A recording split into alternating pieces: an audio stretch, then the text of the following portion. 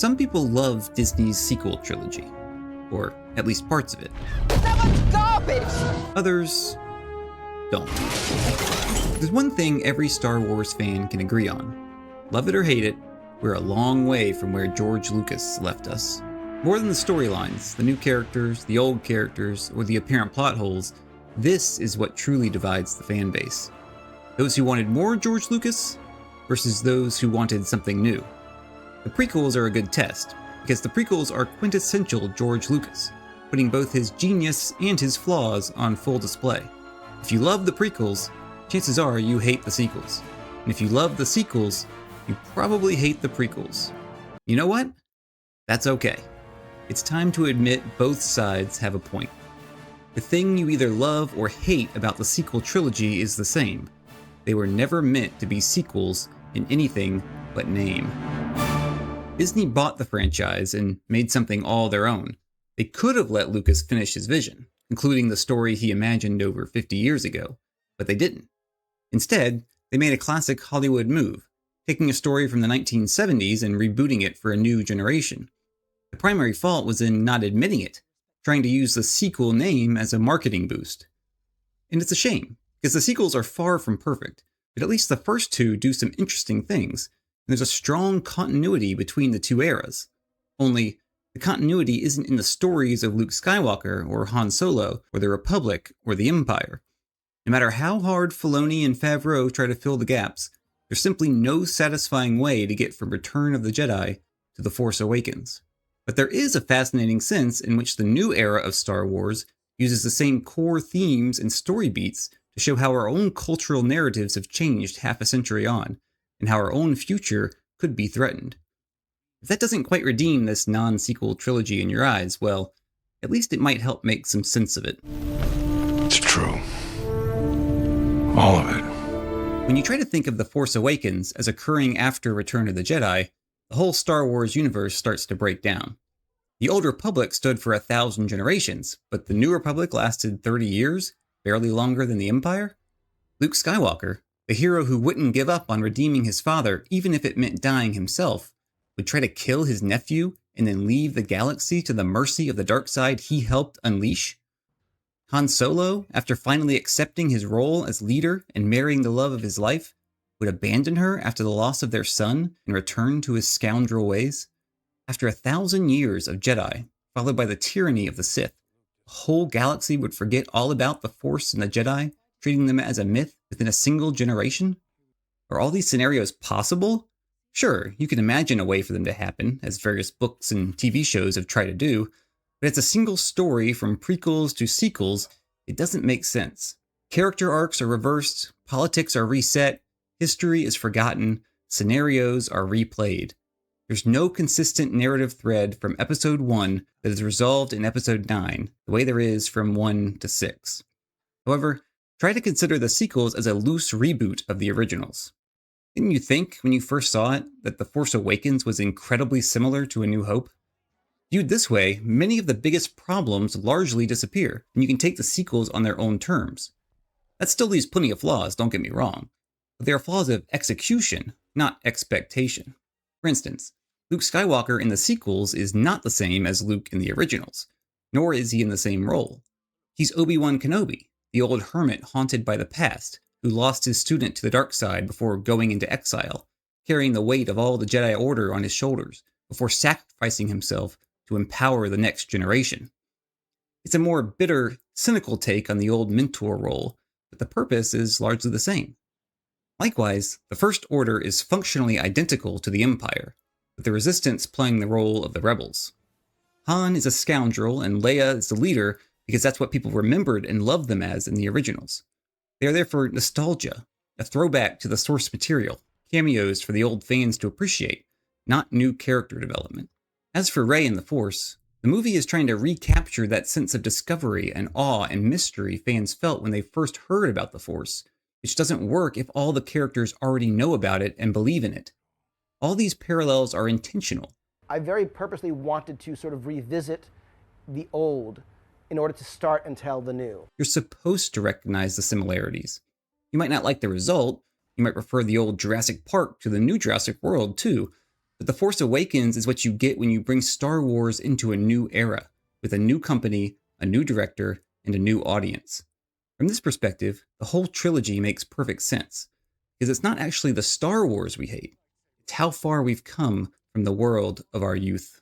Let the past die. Kill it, if you have to. Star Wars is a story in the post-war narrative. In 1977, when Star Wars released, liberal democracies and communists were still posturing for position in the world. They had been allies against the Axis for a reason. Both were expressions of the same core idea that had emerged victorious following the war. Germany, Japan, and Italy championed strong national and ethnic identities, unitary authorities, in the old world of empires ruled by the strong over the weak. The communists saw themselves as a global movement that transcended national and ethnic boundaries, built from below, encompassing all peoples. And if it happened to be authoritarian, it was at least a dictatorship of the proletariat. The West, meanwhile, was busy breaking up the old empires, decolonizing, setting up global institutions, and spreading pluralistic, multicultural democracy that promised to give power to the individual, ultimately breaking down national and ethnic barriers.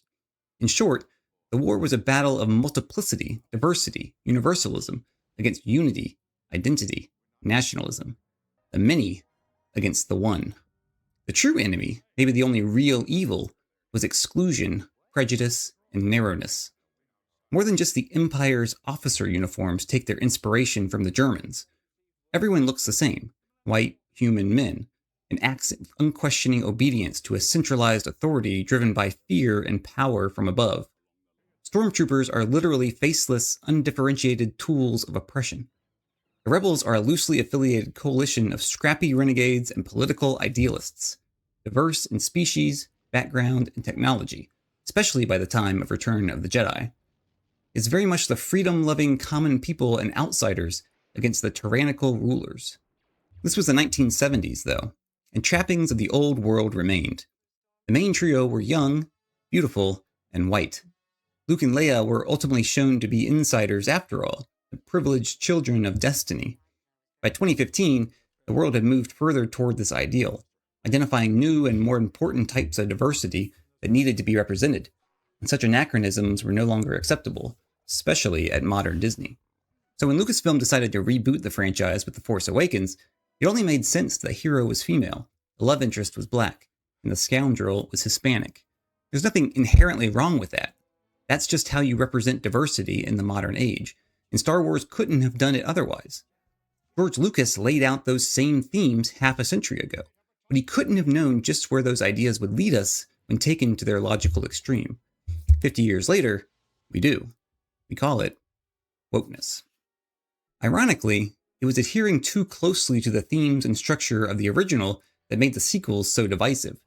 The natural progression of the story would have been an ascendant, triumphant New Republic, dealing with the subversive Imperial remnant, or some new rising darkness. There's a reason Timothy Zahn's Thrawn trilogy was so popular. It perfectly captured the spirit of Star Wars while evolving the themes and conflicts in a believable direction. It felt like a true sequel. But trying to recreate the themes and messages of the originals meant that the evil had to be an overwhelming, authoritarian, racist superpower.